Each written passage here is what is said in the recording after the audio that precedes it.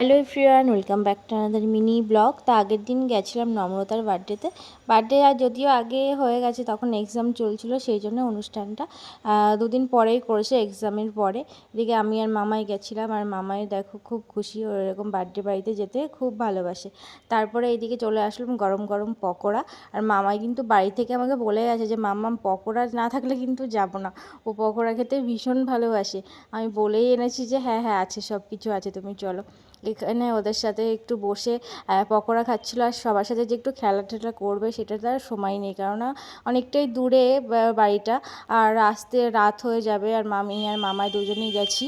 তো এদিকে আমরা খেতেও বসে পড়েছি, আর মেনুতে অনেক কিছুই ছিল, ভাত, ডাল, তারপর চিপস, এদিকে ছিল এঁচোড় চিংড়ি, কাতলা কালিয়া, আর ছিল চিকেন কষা, পায়েস, অনেক কিছু মেনু ছিল।